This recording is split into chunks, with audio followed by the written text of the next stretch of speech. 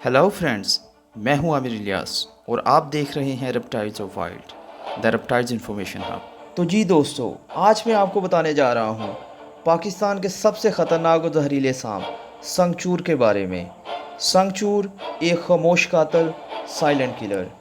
इसको silent killer क्यों कहा जाता है या खामोश कातिल क्यों कहा जाता है, इंशाल्लाह वो भी मैं आज आपको इस वीडियो में बताऊंगा। संगचूर का इंग्लिश नेम कॉमन क्रेट है, जबकि इसका साइंटिफिक नेम बंगारस कैरुलेस है। संगचूर इलापडाई ख़ानदान से ताल्लुक़ रखने वाले जहरीले सांप है। इलापडाई एक ऐसा ख़ानदान है सांपों का जिसके तमाम के तमाम सांप जहरीले होते हैं और पूरी दुनिया में 360 जिनस के जो सांप हैं वो इलापडाई ख़ानदान में पाए जाते हैं। इनमें cobra, mamba, inland taipan, tiger snake, दूसरे तमाम सांप इसी तरह के शामिल हैं जो इलापडाई ख़ानदान से ताल्लुक़ रखते हैं। संगचूर को बरसगीर पाको हिंद में बिग फोर की कैटेगरी में रखा गया है। बिग फोर की कैटेगरी में रसल वाइपर, सास्केल वाइपर, कोबरा और संगचूर को रखा गया है। ये वो 4 स्पीशीज़ हैं जिनके काटने से बरसगीर पाको हिंद में सबसे ज़्यादा अमवात होती हैं। और पाकिस्तान में बंगारस जिनस से ताल्लुक़ रखने वाली 3 अक़साम पाई जाती हैं, जिसमें बंगारस कैरुलियस यानी कॉमन क्रेट या आम संगचूर, सेकंड बंगारस सिंदानस सिंदानस यानी सिंध क्रेट, थर्ड बंगारस सिंदानस रज़ाई जिसको नॉर्दर्न पंजाब क्रेट कहा जाता है या आम ज़ुबान में शमाली पंजाब क्रेट कहा जाता है। Distribution and habitat. Common crate या संगचूर ज़्यादातर पाकिस्तान, इंडिया, श्रीलंका, बांग्लादेश, नेपाल और अफ़गानिस्तान में मिलता है।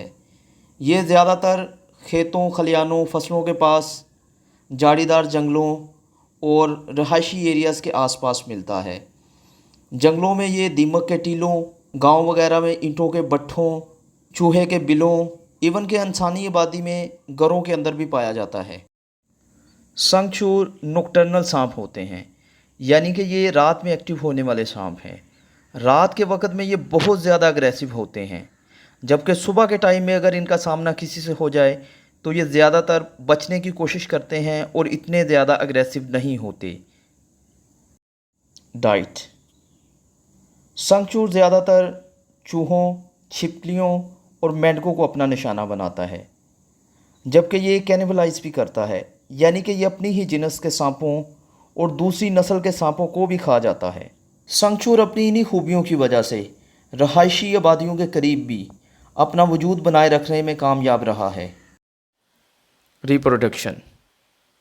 कॉमन क्रेट्स अविप्रस सांप होते हैं, यानी कि मादा फीमेल एग ले करती है। एक मादा मेट होने के बाद 4 से 12 अंडे तक ले करती है, जिनमें से 60 दिन के बाद बच्चे निकल आते हैं। अंडों से निकलने वाले बच्चे भी उतने ही ख़तरनाक होते हैं जितने के बड़े सांप होते हैं, यानी कि इनमें भी न्यूरोटॉक्सिक वेनम मौजूद होता है। ये भी एक तंदुरुस्त और जवान इंसान को मारने की सलाहियत रखते हैं। वेनम। कॉमन क्रेट या संगचूर का वेनम न्यूरोटॉक्सिक होता है। न्यूरोटॉक्सिक वेनम सीधा जाकर नर्वस सिस्टम पर अटैक करता है। न्यूरोटॉक्सिक वेनम में पाए जाने वाले जहरीले एंजाइम्स न्यूरॉन, यानी कि ऐसे केमिकल सिग्नल्स जो दिमाग तक पैगाम रसानी का काम करते हैं, उनको ब्लॉक कर देता है, जिसकी वजह से दिमाग तमाम अज़ा तक अपना कंट्रोल खो देता है और इंसान के तमाम इंटरनल ऑर्गन्स पैरालाइज हो जाते हैं। संगचूर के काटने पर ज़्यादातर 4 से 8 घंटों में इंसान की मौत वाक़या हो जाती है और मौत की वजूहात में इंटरनल ऑर्गन का पैरालाइज होना शामिल है, जैसा कि रेस्पिरेटरी सिस्टम का फेलियर और कार्डियोवैस्कुलरी सिस्टम फेलियर होना। ये तो था संगचूर का मुख्तसर सा तारुफ। अब आता हूँ असल बात की तरफ कि पाकिस्तान में इसकी तादाद बहुत ज़्यादा क्यों है, इसके काटने से शरह-ए-अमवात ज़्यादा क्यों है, क्यों लोग इसके काटने पर ज़्यादातर बच नहीं पाते हैं। इसकी कई वजूहात हो सकती हैं, लेकिन कुछ मुमकिन वजूहात अपने तजर्बे की रोशनी में आपसे बयान करने जा रहा हूँ। पहली चीज़ जो मैंने नोट की है वो ये है कि ये रात में निकलने वाले सांप हैं, यानी नॉकटर्नल सांप हैं। इसलिए ये बहुत कम लोगों की नज़रों में आते हैं, क्योंकि रात में लोग सोते हैं और आराम करते हैं और ये सांप मुतहरक होते हैं। اب جو کسان لوگ ہیں جو رات میں فصلوں وغیرہ کو پانی لگاتے ہیں، زیادہ تر ان کا سامنا ان سے ہوتا ہے۔ اس کے بعد سوسائٹیز میں رات میں گارڈ کی ڈیوٹی سر انجام دینے والے گارڈز کا سامنا ان سے ہوتا ہے۔ اس کا مطلب یہ بنتا ہے اگر 1000 میں سے 70 لوگ جاگتے ہیں تو رات میں یہ 70 میں سے بھی کوئی 25 لوگوں کو نظر آتا ہے، یعنی ان میں سے بھی 45% لوگ اسے دیکھ نہیں پاتے ہیں، جس کی ایک وجہ اس کی سیاہ رنگت بھی ہے کہ اندھیرے میں اس کو کیموفلاج کرنے میں اس کی مدد کرتی ہے۔ اپنی اسی چھپنے کی مہارت سے فائدہ اٹھاتے ہوئے یہ چھپ چھپا کر شکار کا پیچھا کرتے کرتے لوگوں کے گھروں تک پہنچ جاتے ہیں۔ میں سمجھتا ہوں کہ اس کا رات کے وقت ایکٹیو ہونا سب سے پہلے اس کی آبادی زیادہ ہونے کا سبب ہے، کیونکہ دوسرے تیسرے سانپ صبح میں ایکٹیو ہوتے ہیں اور وہ لوگوں کی نظروں میں بھی زیادہ آتے ہیں اور مارے جاتے ہیں، جبکہ یہ رات میں ایکٹیو ہوتے ہیں، بہت کم لوگوں کو نظر آتے ہیں، اس لیے یہ زیادہ تر بچے رہتے ہیں۔ دوسری ممکنہ بڑی وجہ ان کا دوسری نسل کے سانپوں کا شکار بھی ہے، جیسا کہ آپ کو پہلے بھی بتایا ہے کہ سنگ چور کینیبلائز کرتے ہیں، یعنی کہ یہ اپنی ہی جنس یعنی کہ اپنی ہی نسل کے چھوٹے سانپوں اور دوسری نسل کے سانپوں تک کو کھا جاتے ہیں۔ اس لیے دوسرے سانپوں کی آبادی دن بدن بتدریج کم ہوتی جا رہی ہے، جبکہ سنگ چور کی آبادی پاکستان میں مزید بڑھتی جا رہی ہے۔ اپنی انہی خوبیوں کی وجہ سے یہ مشکل ترین حالات سے گزرتے ہوئے بھی شہری آبادیوں کے پاس بھی اپنا کامیابی سے وجود بنائے رکھے ہوئے ہیں۔ پاکستان میں سنگ چور کی آبادی بڑھنے کی تیسری ممکنہ وجہ یہ بھی ہے کہ اس کو کوئی جلدی پکڑتا بھی نہیں یا اپنے پاس رکھتا بھی نہیں ہے، جیسے کوبرا یا دوسرے چھوٹے سانپ جوگی ٹھیا باز حکیم لوگوں کو مطلوب ہوتے ہیں، وہ ان کو خریدتے بھی ہیں، ان کو مختلف طریقوں سے کام میں بھی لاتے ہیں، لیکن سنگ چور کو کوئی نہیں پکڑتا، کیونکہ یہ پکڑے جانے پر انتہائی گندا بدبودار ناگوار مادہ خارج کرتے ہیں، جس کی بدبو برداشت کرنا ہی مشکل ہوتا ہے۔ یہ ایک کالے کلر کا ایک کثیل مادہ ہوتا ہے جو اتنا بدبودار ہوتا ہے کہ اگر ہاتھوں کو لگ جائے اور 10 مرتبہ صابن سے ہاتھ بھی دھو لیے جائیں تو پھر بھی بدبو اس کی ہاتھوں سے آتی رہتی ہے۔ اور دوسرا، یہ اتنا زیادہ زہریلا ہوتا ہے کہ جوگی لوگ بھی اس کو رکھنے کا رسک ہی نہیں لیتے ہیں۔ چوتھی ممکنہ وجہ اس کی نسل کی بڑھوتری کی اور انسانوں کو زیادہ کاٹنے کی میں سمجھتا ہوں کہ انسانوں کا دھڑا دھڑ ان کے قدرتی مسکن کو کاٹ کر ختم کرنا اور اپنا مسکن بنانا ہے۔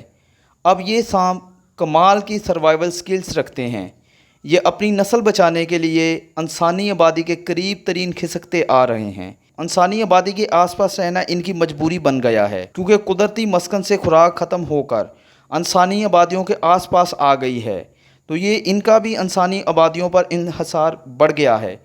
اس لیے ان کو بھی آپ اپنا اندیکھا ہمسایہ بننے اور اپنا مسکن آپ کے ساتھ بنانے میں کوئی دقت نہیں ہے، چونکہ سانپ کے سونگھنے کی حس بہت تیز ہوتی ہے، اس لیے یہ کئی میٹر سے شکار کی خوشبو سونگھتے سونگھتے وہاں پہنچ جاتے ہیں۔ انسان جو اناج کھاتا ہے اس کی طرف چوہے، گلہریاں، پرندے متوجہ ہوتے ہیں اور سانپ ان کی طرف متوجہ ہوتے ہیں۔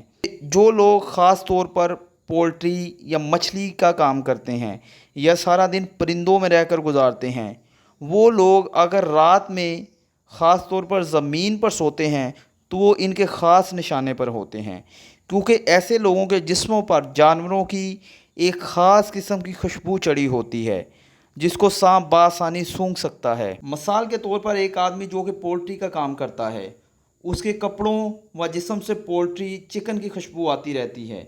اب اگر خدا نخواستہ ایسا شخص زمین پر لیٹے گا تو سانپ تو پولٹری کی خوشبو سونگھتا سونگھتا وہاں پہنچتا ہے، اور جب یہ انسان کے ساتھ اس کے بستر میں گھس جاتا ہے تو پہلے تو یہ پڑا رہتا ہے، لیکن اگر ہلکا سا بھی انسان ہلے تو یہ اس کو خطرہ سمجھتے ہوئے فوراً اس پر اٹیک کر دیتا ہے۔